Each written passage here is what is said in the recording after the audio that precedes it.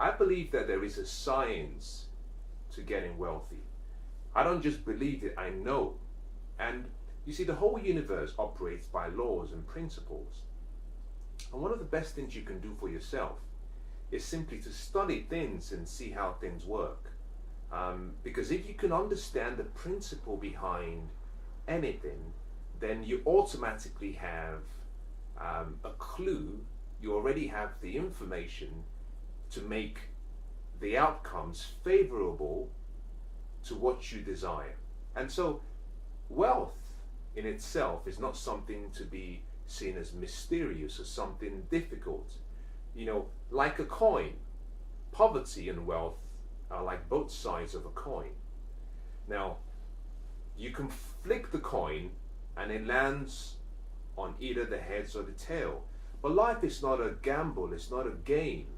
You see, life is meant to be lived in such a way that we have a fulfilled experience. And therefore, you've got to go away from the mindset and the mentality that it's luck. You want to flick the coin and whatever lands, that's your fate and your destiny.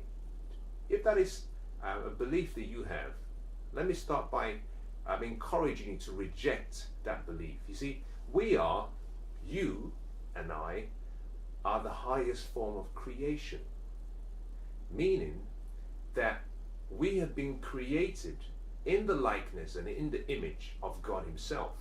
Now, you can interchange that word with whatever word you choose to use. Allah, Buddha, infinite intelligence, supreme intelligence. It doesn't really matter what you call it. And you might be one of those who doesn't really, you don't believe that there is any such thing as a higher level of consciousness. No problem. No problem. Alan Watts said that you cannot get wet from the word water. What you can agree and what I do believe in, and what you might also accept, is that in a very interesting way, that the universe operates in a very orderly way, in an orderly manner. And it seems as though everything has been preset to work beautifully well. Now, those who understand and recognize the orderliness of the universe are those who benefit from the gifts that the universe has to offer. And so one of the first things I want to encourage you to do is to recognize that wealth, success, prosperity, good fortune, good health, happiness, joy are simply rewards, outcomes and results of applying the fundamental principles of living well. There's no mystery to it. It's really that simple. It's like a soil. A soil is neutral. If you put good seed in good soil, it will give you back a harvest. If you put bad seed, it will give you back a harvest. It doesn't discriminate between what's good seed or good soil, or rather bad seed. In the same way, you and I have been given this ability to choose wealth over poverty, because it's a choice. Now, I can say this with some level of comfort and confidence, primarily because I was born and I was raised under very difficult financial circumstances. I'm born and bred African, West African, and there were days during my upbringing when if we had 2 meals in a day, it was a really good day. Now that should give you a picture of my upbringing. You know, there were days we had 1 meal a day and we were very happy. So I come from very humble beginnings, and I come from a place of financial lack. Now let me qualify that by saying this. My parents, you know, I was raised by an incredible mother and a fascinating and a really thoughtful father, someone who I admire very much.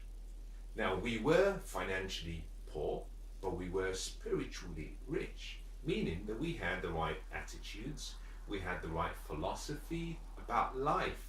And that is what I want to start with. I want to start by saying that wealth is not simply material alone. Most people think about wealth and they think about financial wealth. Now, that is not incorrect, but it's incomplete. Because wealth should be evidenced in all the parts of your life that make the good life.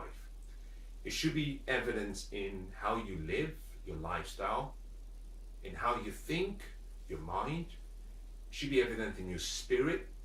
And therefore, let me start by saying this, that wealth is expressed on three levels. There are three levels of wealth. The three levels of wealth are very distinct. Very distinct. And interestingly, we operate and we live on those three levels. Now, the first level is spiritual. The second level is mental. The third level is physical.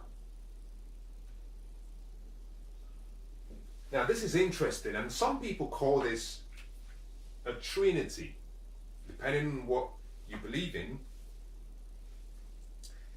Some people call it a trinity, meaning that we live in three levels of understanding. And the best way to describe it, if you perhaps don't agree or maybe you're not familiar with this word, trinity, is if you think about water. Water is also called H2O. Now, water is also what we call trinity. It's triunal. It can be in three different phases at the same time, or it can move from one phase to another. Water can be what we call vapor, air, liquid. Vapor, air, liquid. If you take liquid water and you apply heat to water at liquid state, it will go to what we call vapor. If you keep applying the heat to vapor, it will convert to what we call air.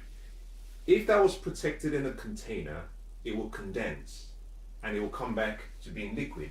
So water itself occupies three different levels. Now, another similar example is the sun. You have the sun that you see, but the sun also produces heat, but the sun produces light, and the sun produces energy. It's a trinity. We are trinity, meaning that we are spiritual, we live in a physical body, and we have a mind. That mind is a gift that we have that sets us above every other life form, meaning that with that mind we can create anything we want. And it's that point that makes me relate to the fact that we say we're made in the image and in the likeness of God, meaning that we can create, that we are co-creators, and whatever we can conceive in our mind, we can create. Now that is in itself, whether you believe in religion or you don't, that in itself is refreshing. What that simply means is that you can decide how you want to live the rest of your life. You can decide what will affect you for the rest of your life. You don't have to live your life over the next 10 years like you've lived the last 10 years. You can choose. You see, if you were to go and you were to pick a tree, or if you were to pick a horse, now forgive my drawing, you understand that I'm not a great artist, but a tree can only stay fixed in a location. You're not a tree. Now, in addition to that, you're not a horse. A horse operates on instincts. Think about this. The goose will always fly south in the winter. Why? Because it's a goose. That's all it knows. It has to fly south. We, on the other hand, we have the free will and the power of choice. And when you combine that with the mind, we're able to do whatever we want to do. Now, let me bring it back to what I started with, which is wealth. Now, you might be thinking, what does this have to do with wealth? Well, it has everything to do with wealth. And the reason is simply because wealth begins first at the spiritual level. Most people think about wealth and all they have in their mind is material wealth, physical. There's nothing wrong with that. But physical wealth, material wealth, is the lowest level of wealth. It's the lowest level of wealth. The highest level of wealth is spiritual.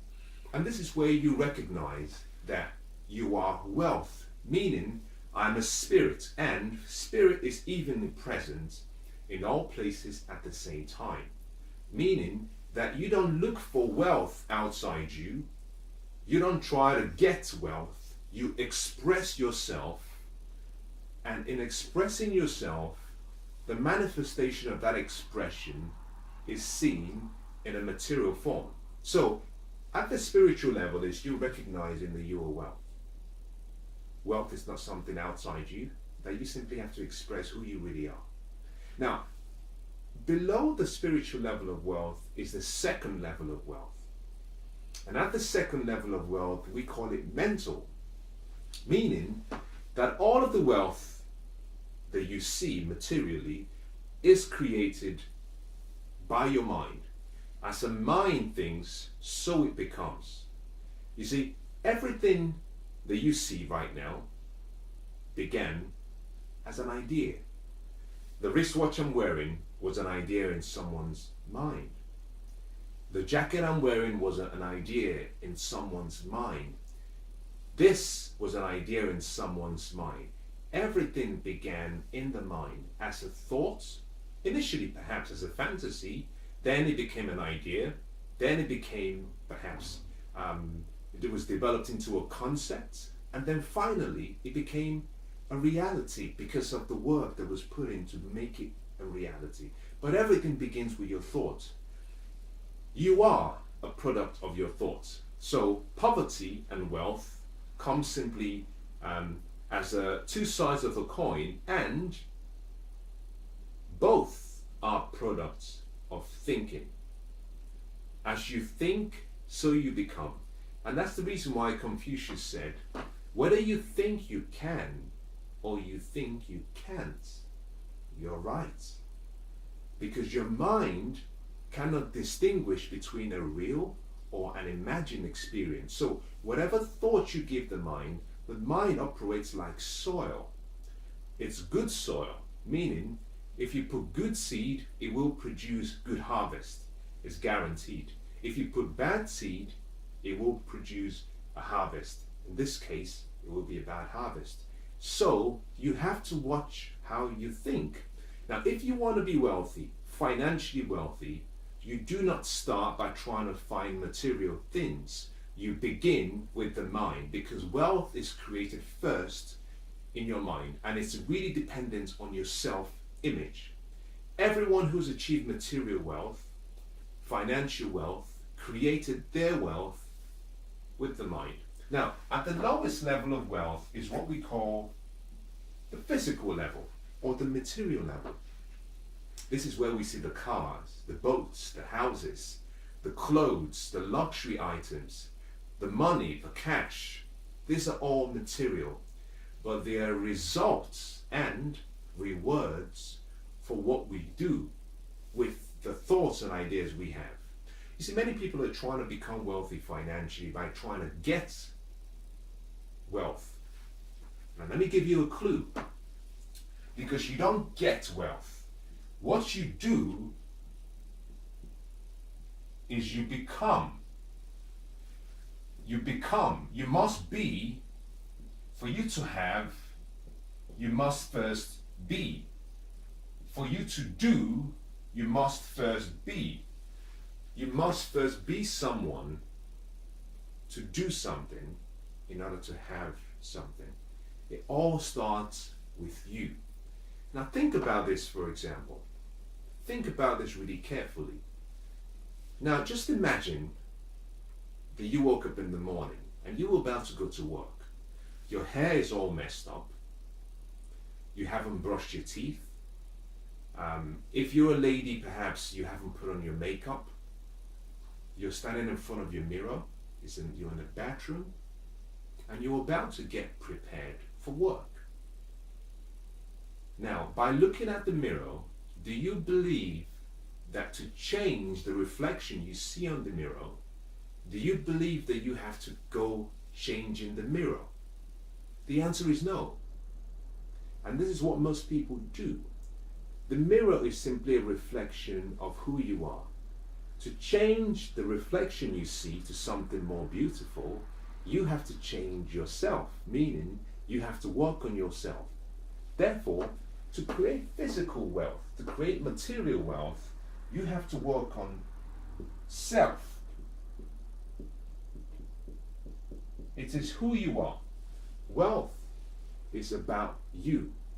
So, here is my recommendation before we move further. You must commit yourself to a discipline of constant, never-ending, continuous growth and improvement if you're going to be wealthy. And part of the reason you do that is simply because, like I said, the spiritual level is the highest level of wealth. The mental level is the second level of wealth, and then the material level is the least important level of wealth. Interestingly, if you have physical wealth or material wealth, but you're not wealthy in the spirit, you won't be happy. You will not be happy. And I'll tell you part of the reason why. Part of the reason you won't be happy is because spirit is always looking to express itself. It expresses itself through you, but also it expresses itself and affects other people through you. Now, think about this. You can have all the money you want, but you may not be happy. The reason is simply because possessions do not bring happiness. There is no joy in things that you own. But the same money you have, if you use what you have to create experiences for other people so that they can experience spirit going through them, manifesting itself through them, then that creates happiness. So if you really want to be completely wealthy, you've got to be wealthy in all three levels. Now I'm going to be talking about the least important level of wealth, material, because that's the easiest for people to understand. But let me conclude by saying this. You are the key. You are the key. It's about the self. And by committing to constant, never-ending improvement, what you'll find is that as you work harder on yourself, your results change. And the reason is simply because the more you work on yourself, the more you increase what we call your awareness.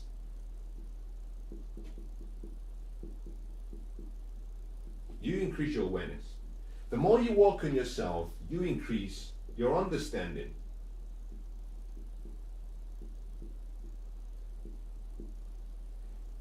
The more you work on yourself, you increase your knowledge. Now, when you combine all three, this will start to change the thoughts you have in your mind. And as you change the thoughts you have in your mind, what you find is that the self-image that you have about yourself begins to change. And as that image changes, the reflection you see on the outside will change. And you start to produce results that are consistent with who you are on the inside. So, let me conclude by saying this. Wealth is something that is our birthright. It's your birthright. You were born to be wealthy. You are already wealthy. You simply need to express that wealth, and it begins with you. So, to change your life, change the way you think.